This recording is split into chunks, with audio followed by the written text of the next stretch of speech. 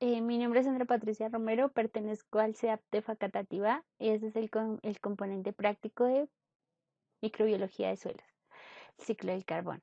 El ciclo del carbono interviene ciclo biológico, ciclo geológico, emisiones humanas. El ciclo biológico del carbono. El carbono se encuentra en todas las redes tróficas, terrestres como acuáticas.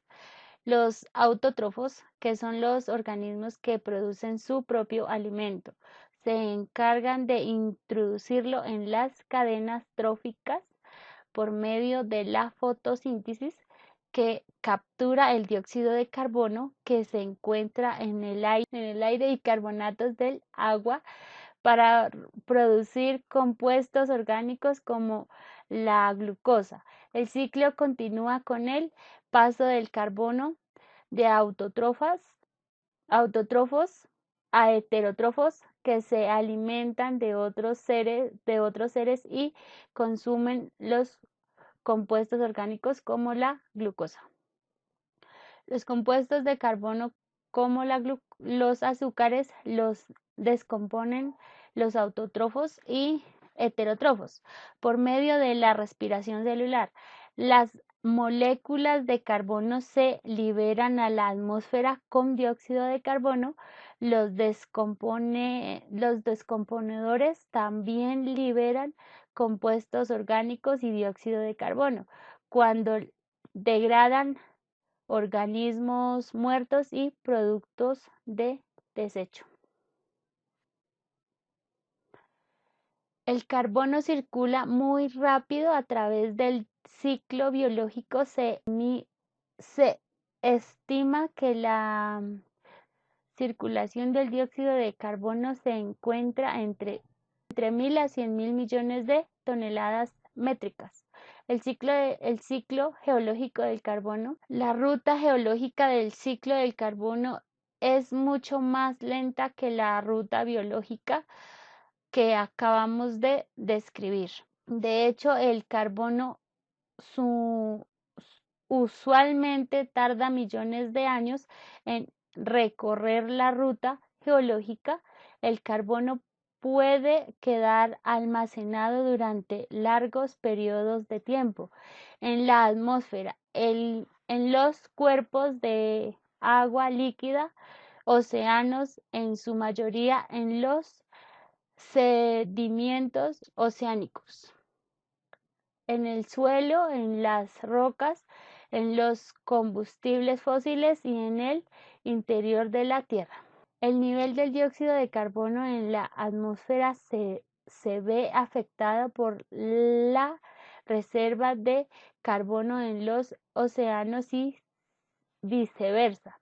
El dióxido de carbono atmosférico se disuelve en agua y reacciona con las moléculas de agua en las siguientes reacciones. El carbonato que se libera en este proceso se combina con los iones para formar carbonato de calcio, un componente clave de las conchas de los organismos marinos. Cuando los organismos mueren, sus restos se hunden y finalmente se convierten en parte del sedimento del suelo oceánico. A lo largo del tiempo geológico, el sedimento se convierte en piedra caliza, que es la reserva de carbono más grande de la Tierra.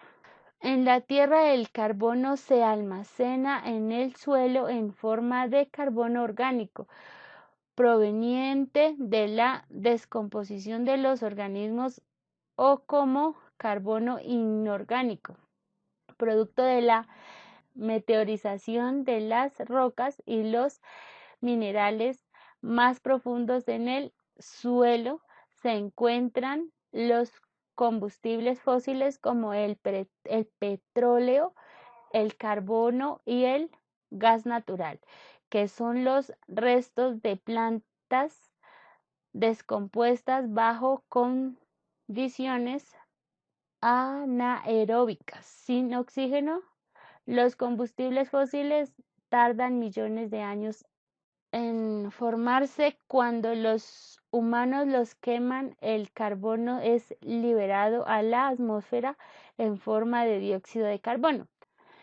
En otra forma en la que el carbono entra a la atmósfera es la erupción volcánica.